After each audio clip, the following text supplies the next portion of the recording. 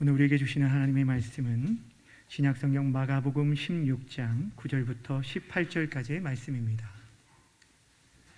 신약성경 마가복음 16장 9절에서 18절까지의 말씀, 제가 가진 성경 85페이지, 신약성경 85페이지에 있습니다.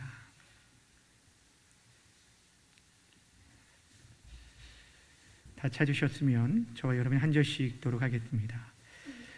예수께서 안식 후 첫날 이른 아침에 살아나신 후 전에 7 귀신을 쫓아내어 주신 막달라 마리아에게 먼저 보이시니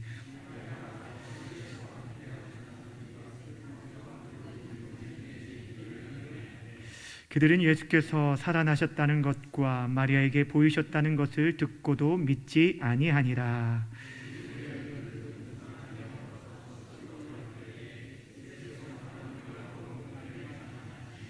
두 사람이 가서 남은 제자들에게 알리었으되 역시 믿지 아니하니라.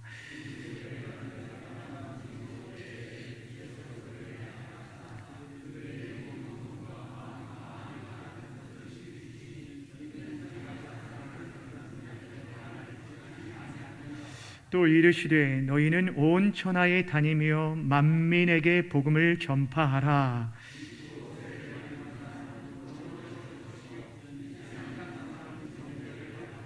믿는 자들에게는 이런 표적이 따르리니 곧 그들이 내 이름으로 귀신을 쫓아내며 새 방언을 말하며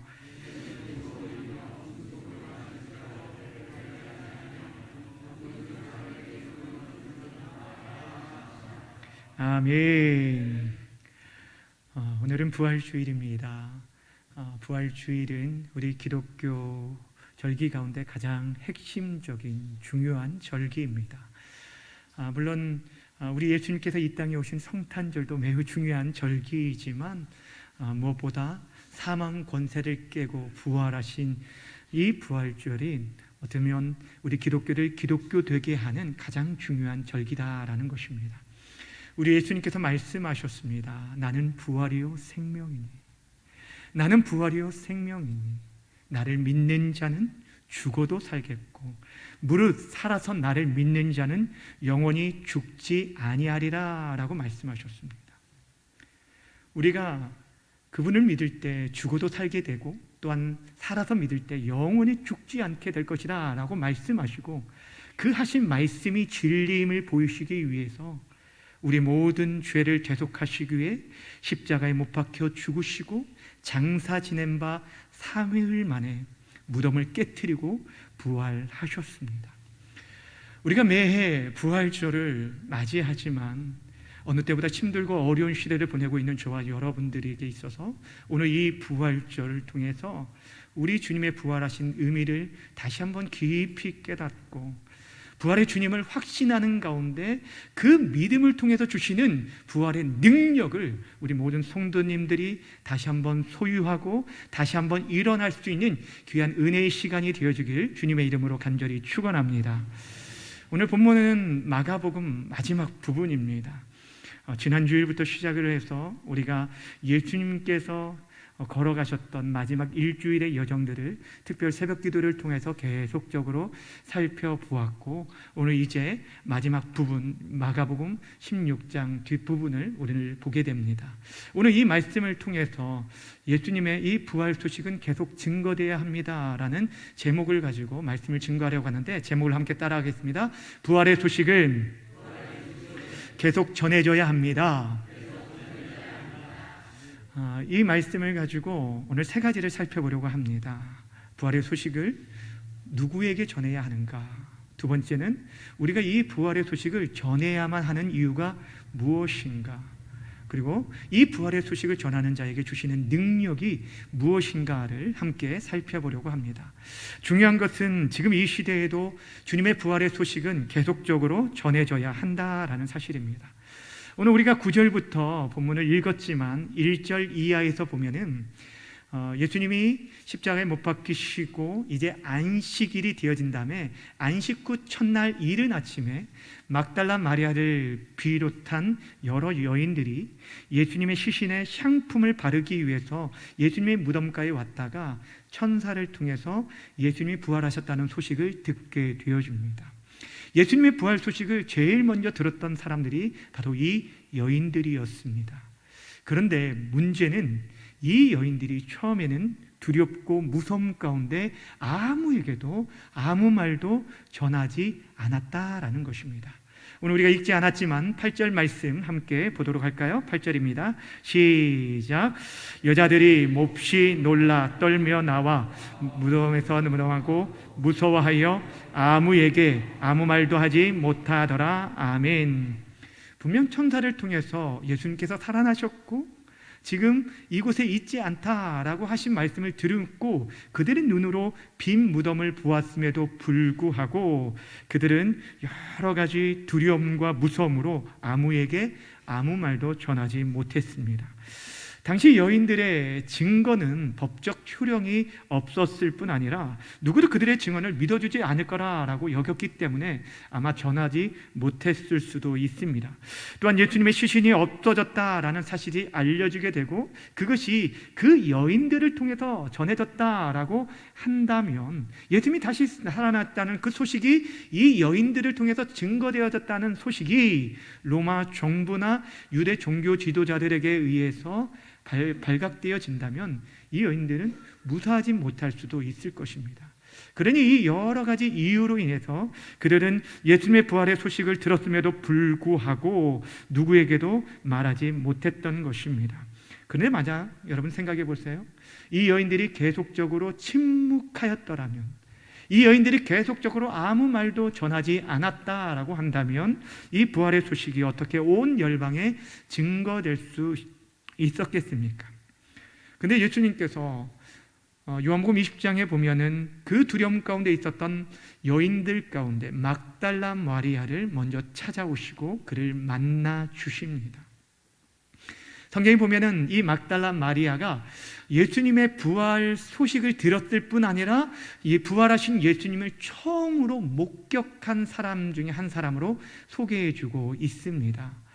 여러분, 이 막달라 마리아가 누구입니까? 성경학자들에 의하면 이 여인은 그렇게 깨끗한 여인이 아니었습니다. 몸을 파는 여인이었습니다. 한때 7 귀신 들렸던 그 여인이 괴로움 가운데 있을 때 예수님이 그를 찾아오시고 그를 만나주심으로 인해서 그 모든 그 질병과 그 모든 더러운 것들이 쫓겨나게 되어 참된 자유를 얻었습니다. 예수님을 통해서 새 생명을 얻은 이 여인은 그의 남은 생에 예수님과 그의 제자들의 사역을 쫓으면서 자신의 그 소유를 팔아서 이 사역을 돕는 그런 동역자가 되었습니다.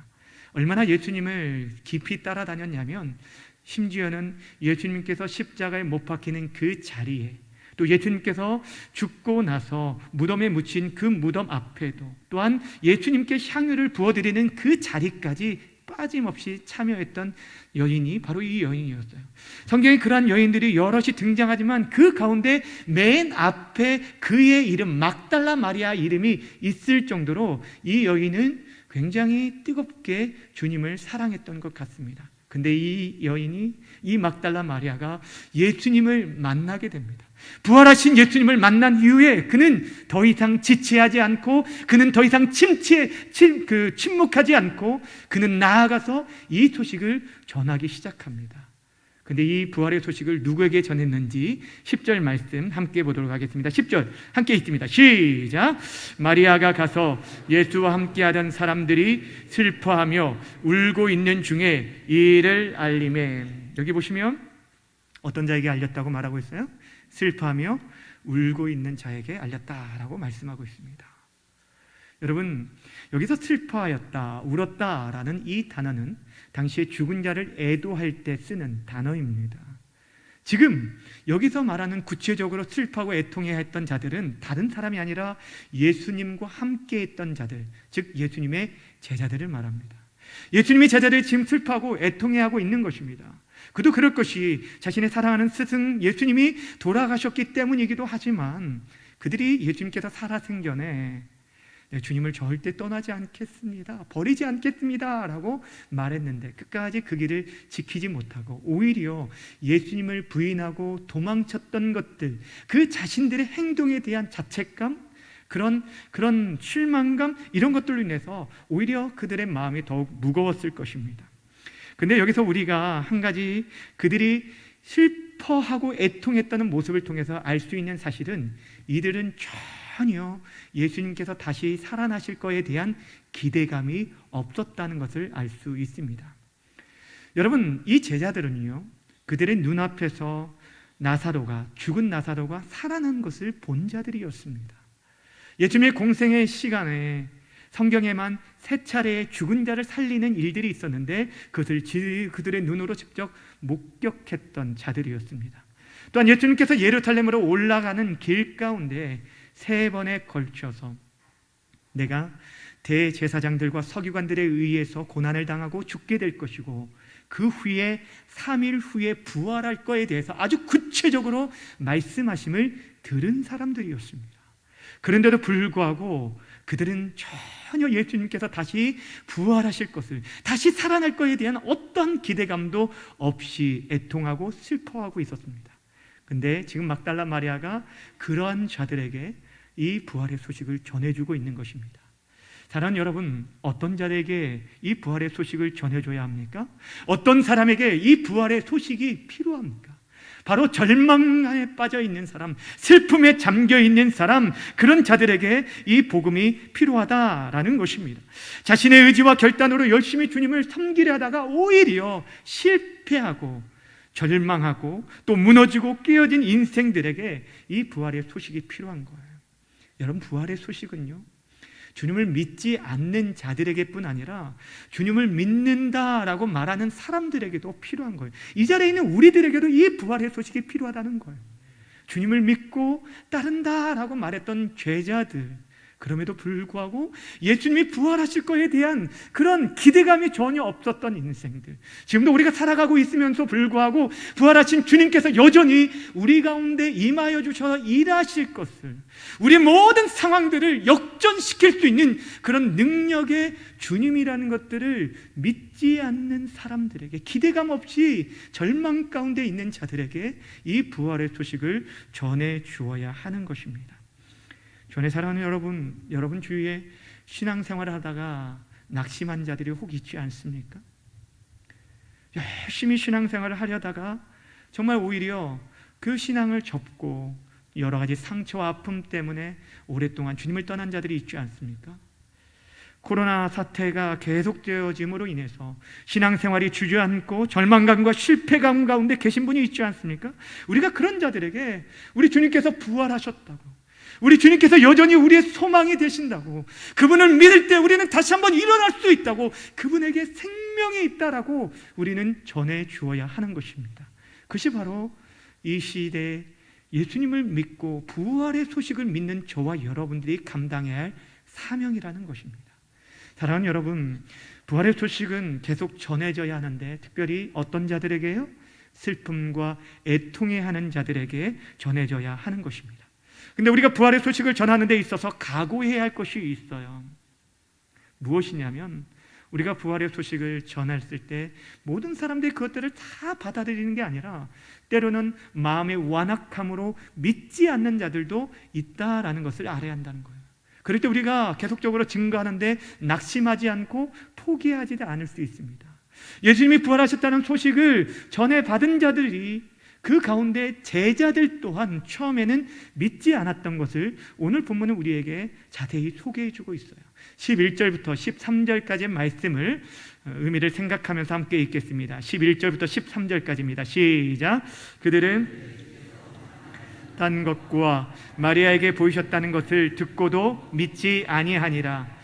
그 후에 그들 중 2사람이 걸어서 시골로 갈 때에 예수께서 다른 모양으로 그들에게 나타나시니 2사람이 가서 남은 제자들에게 알리었으되 역시 뭐하더라? 믿지 아니하니라.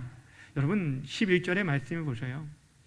이 여인이 가서 제자들에게, 그것도 예수님의 제자들이죠, 3년 동안 예수님을 따랐던 그 제자들에게 자신이 예수님을 만났노라고, 부활하신 주님을 만났노라라고 말했음에도 불구하고 그들이 듣고도 믿지 아니하였습니다. 12절 13절에 나오는 2 제자는 누가복음에 나오는 엠마오로 가는 제자들입니다. 이들이 예수님을 만나고 그 제자들에게, 남은 제자들에게 가서 침이 튀기도록 우리가 부활하신 예수님을 만났다라고 말했음에도 불구하고 그들이 역시 믿지 아니했다라고 말합니다. 이후에 보면 제자들에게 예수님께서 나타나셔서 제자들이 예수님의 부활을 믿게 됐는데, 그 가운데 한 사람이었던 도마, 그 현장에 없었던 12 제자 중에 한 사람이었던 도마가 예수님의 부활을 믿지 못하는 거예요. 나머지 자신의 동료들, 제자들은 다 예수님의 부활을 보았다라고 말했는데도 불구하고 그는 뭐라고 말합니까? 내가 주님의 손에 그 못자국을 보고 그 손에 내 손을 넣어보고 내 손을 그 옆구리에 넣어보지 않고는 믿지 아니하겠다라고 말했습니다. 분명 자신의 동료들이 예수님을 직접 목격했고 그 현장에 있다라고 말을 하였지만 믿지 않았다는 거예요. 그렇다면 사랑하는 여러분, 부활을 목격한 사람이 전한 말도 믿지 않았는데, 이 시대 저와 여러분들이 전하는 이 복음을, 이 부활의 소식을 사람들이 반대하고 때로는 적대시하고 우리를 미련한 자로 여기는 것은 어찌 보면 당연한 일일 수 있는 것입니다. 그런데 여러분, 분명한 것은 그들이 믿음이 없어서도 있지만 그 마음이 완악하기 때문에 그들이 이 복음을 받아들이지 않는다는 것입니다.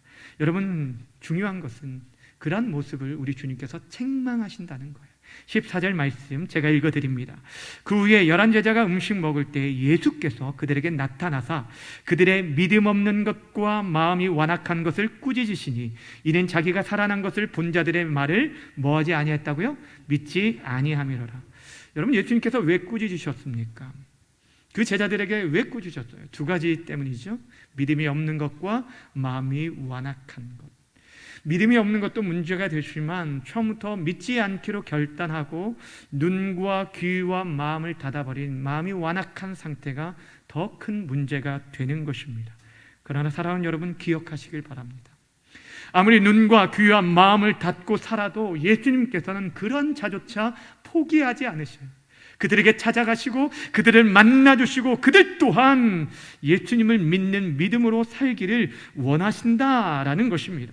무엇보다 주님께서 만나주시기만 한다면 그 아무리 강팍한 자라도, 그 마음이 아무리 완악한 자라 하도 그 영혼이 변화될 줄 믿으시길 바랍니다. 하나님께서 우리의 사랑하는 자녀들, 우리의 부모들, 우리의 이웃들을 만나주시기만 하면 그도 변화될 수 있다는 거예요. 그래서 우리 주님께서는 의심하는 도마를 찾아가시고 그들을 만나주셨고, 자신을 박해하고 예수를 믿는 자들을 죽이려고 했던 사울을 만나주셔서 그들을 변화시켜서 온전한, 아니 위대한 사도로 그를 바꿔주셨습니다. 그런데 중요한 게 있습니다. 하나님께서 그러한 자들을 찾으시고 그들을 만나주시는 이 일들을 이 시대 저와 여러분들을 통해서, 우리가 전하는 부활 소식을 통하여서 이루시기를 원하신다는 거예요. 그러게 저와 여러분들이 계속적으로 이 복음을, 이 부활의 소식을 전해야 하는 것입니다. 사랑하는 여러분, 부활 소식을 누구에게 전해야 한다고요? 슬픔당하고 애통하는 자들에게 뿐 아니라 때로는 마음이 강팍하여서 복음을 거부하는 자들, 하나님을 대적하는 그들까지도 우리가 포기치 아니하고 주님의 사랑을 전해야 하는 것입니다. 그렇다면 여러분, 우리가 복음을 전해도 듣지 않습니다. 때로는 믿지 않으려 하는 그들, 오히려 복음을 전하는 우리들에 대해서 박해하는 그들에 대해서까지 우리가 계속적으로 포기하지 않고 복음을 전해야 할 이유, 부활의 소식을 알려야 하는 이유가 어디에 있습니까?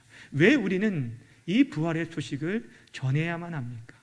그것은 바로 이 부활의 소식을 믿는 것은 그의 인생의 가장 중요한 그런 결정짓는 일이 되기 때문이라는 거예요. 오늘 보면 16절에 이렇게 말씀하고 있는데, 우리 16절 말씀을 함께 읽겠습니다. 시작. 구원을 얻을 것이요 믿지 않는 사람은 정죄를 받으리라. 믿고 세례를 받는 사람, 여기서 믿는다라는 것은 예수님의 부활을 믿는 것을 말하죠. 그렇게 믿고 주님을 내 인생의 구주로 믿고 고백하는 이 세례를 받는 자들에게는 무엇을 얻는다고요? 구원을 얻지만 그러나 믿지 않는 자들은 정죄, 즉 심판을 받게 될 거라는 것. 우리가 끊임없이 반대 가운데서도 복음을 전해야 할 이유, 15절에 보면은 온 세상에 다니며 너희는 복음을 증거하라 라고 말한 이유는요, 다른 어떤 것에 있는 것이 아니라 예수님을 믿는 것이 우리가 생명 얻는 길이기 때문입니다. 이것이 영원한 생명을 가르는 기준이 되기 때문에 우리는 이 부활 소식을 전해야 하는 거예요. 단순히 교회 빈자리를 채우기 위함이 아니에요. 우리의 교세를 늘리기 위함이 아니라 그들에게 정말 생명 되신 예수님 생명을 그들에게 전해주기 위함입니다.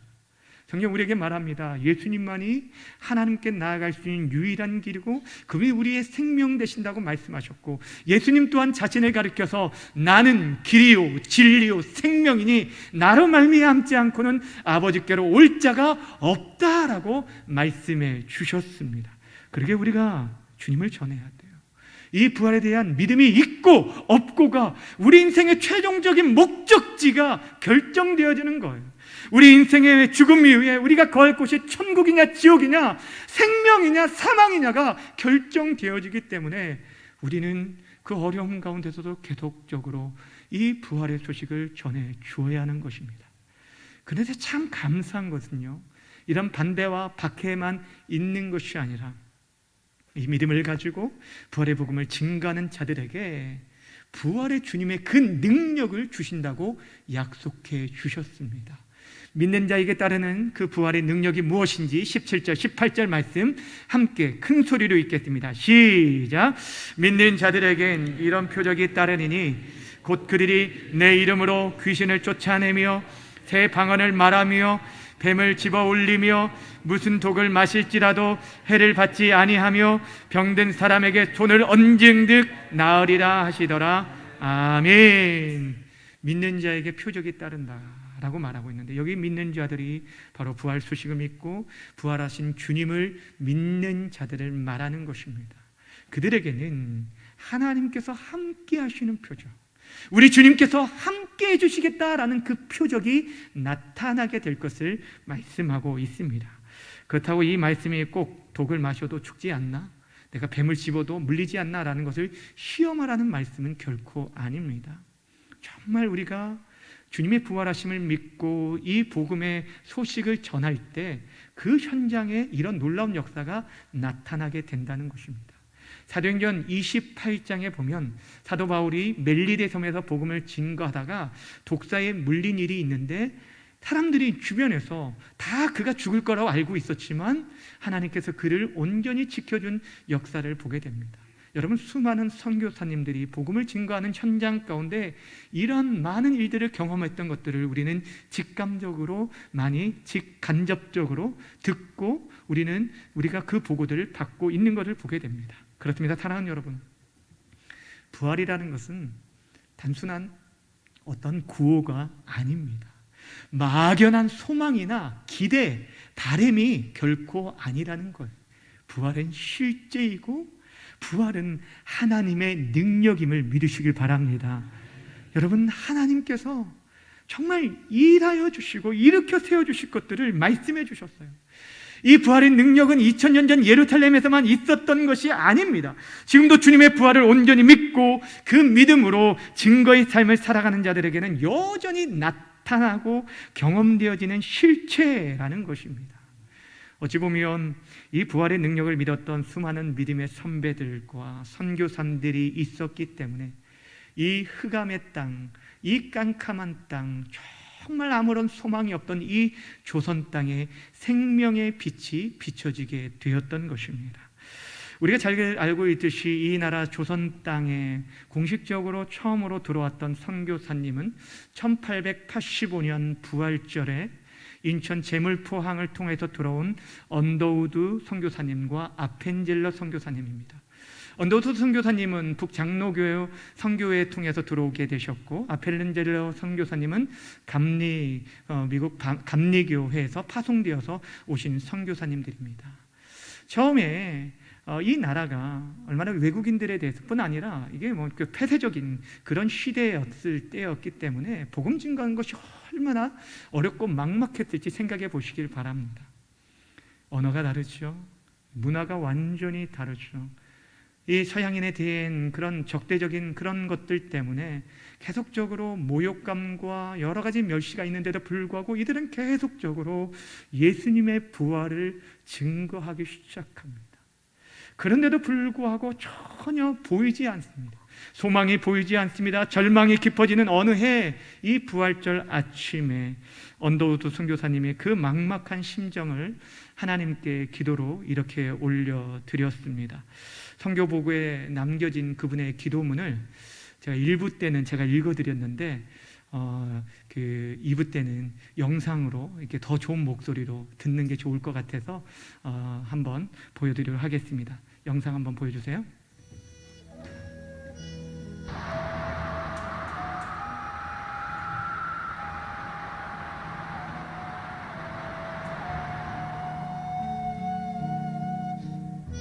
주여, 지금은 아무것도 보이지 않습니다. 주님, 메마르고 가난한 땅, 나무 한 그루 시원하게 자라오르지 못하고 있는 땅에 저희들을 옮겨와 심으셨습니다. 그 넓고 넓은 태평양을 건너왔는지 그 사실이 기적입니다. 주께서 붙잡아 뚝 떨어뜨려 놓으신 듯한 이곳, 지금은 아무것도 보이지 않습니다. 보이는 것은 고집스럽게 얼룩진 어둠뿐입니다. 어둠과 가난과 인습에 묶여있는 조선 사람뿐입니다. 그들은 왜 묶여있는지도 고통이라는 것도 모르고 있습니다. 고통을 고통인 줄 모르는 자에게 고통을 벗겨주겠다고 하면 의심부터 하고 화부터 냅니다. 조선 남자들의 속셈이 보이지 않습니다. 이 나라 조정의 내심도 보이질 않습니다. 가마를 타고 다니는 여자들을 영영 볼 기회가 없으면 어쩌나 합니다. 조선의 마음이 보이지 않습니다. 그리고 저희가 해야 할 일이 보이지 않습니다.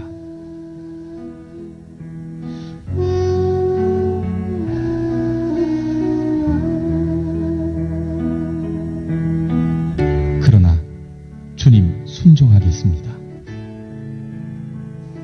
겸손하게 순종할 때 주께서 일을 시작하시고 그 하시는 일을 우리들의 영적인 눈이 볼 수 있는 날이 있을 줄 믿나이다. 믿음은 바라는 것들의 실상이요 보지 못하는 것들의 증거니라고 하신 말씀에 따라 조선의 믿음의 앞날을 볼 수 있게 될 것을 믿습니다. 지금은 우리가 황무지 위에 맨손으로 서 있는 것 같사오니 지금은 우리가 서양 귀신 양귀자라고 손가락질 받고 있사오나 저희들이 우리 영혼과 하나인 것을 깨닫고 하늘나라의 한 백성 한 자녀임을 알고 눈물로 기뻐할 날이 있음을 믿나이다. 지금은 예배드릴 예배당도 없고 학교도 없고 그저 경계의 의심과 멸시와 천대함이 가득한 곳이지만 이곳이 머지않아 은총의 땅이 되리라는 것을 믿습니다.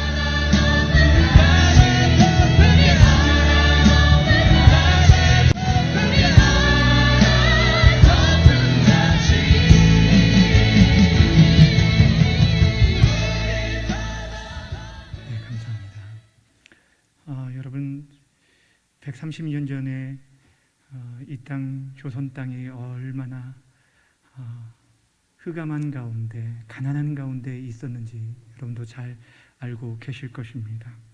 근데 하나님께서 언더우드 선교사님을 비롯한 수많은 선교사님들의 헌신과 수고와 그들의 기도를 통해서 전혀 소망이 보이지 않던 이 척박한 땅에 생명의 복음을 심겨주심으로 인해서 이곳이 소망의 땅, 믿음의 땅이 되게 되었던 것입니다.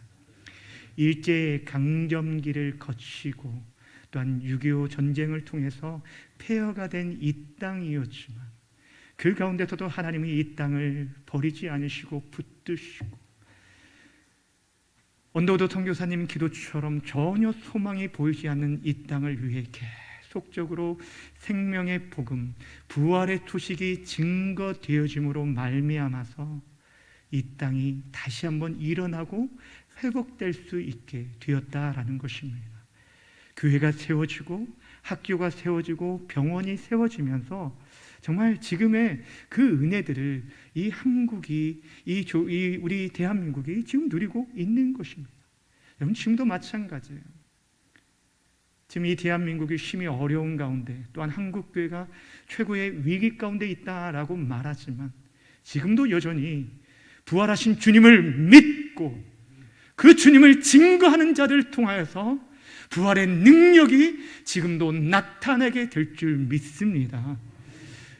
주님의 부활이 우리의 부활이 되어주고, 주님의 생명이 우리의 생명이 되어주고, 주님의 승리가 우리의 생명이 되어줌으로 말미암아서 이 조국 대한민국과 한국교회가 다시금 일어날 줄 믿습니다. 주의 사랑하는 여러분, 하나님께서 이 귀한 일들을 저와 여러분에게 우리 송탄 중앙교회에 맡겨주셨습니다. 여러분은 어떻게 이 복음을 증거하고 계십니까? 부활의 역사, 부활의 능력은 2000년 전 예루살렘에서만 나타난 것이 아니라 지금도 이 시대 가운데 우리 교회 공동체뿐 아니라 우리의 삶의 현장 가운데, 우리의 가정 안에서도, 우리의 일터 안에서도 여전히 나타날 수 있는 것입니다. 근데 중요한 것은 우리가 주님의 그 부활을 믿느냐에 있습니다. 주님께서 지금도 우리에게 계속적으로 묻고 있습니다. 나는 부활이요 생명이니, 나는 부활이요 생명이니 나를 믿는 자는 죽어도 살겠고 무릇 살아서 나를 믿는 자는 영원히 죽지 아니하리니 이것을 내가 믿느냐. 사랑하는 여러분, 여러분은 어떻게 대답하시겠습니까? 어떻게 화답하시겠습니까? 우리 모두가 아멘으로 화답하면서 우리 주님의 남은 생에 정말 우리 주님의 부활의 증인으로서 연약하고 낙심하고 절망 가운데 있는 자들에게 참된 소망과 생명을 전해줄 수 있는 우리 송탄중앙교회 모든 성도님들이 다 되시기를 주님의 이름으로 간절히 축원합니다. 우리 마지막으로 함께 따라하겠습니다. 예수님의 부활이 나의 부활이 되고 예수님의 승리가 나의 승리가 됩니다. 할렐루야. 아멘. 함께 기도하겠습니다. 오늘 말씀을 붙잡고 기도하며 나아가길 원합니다.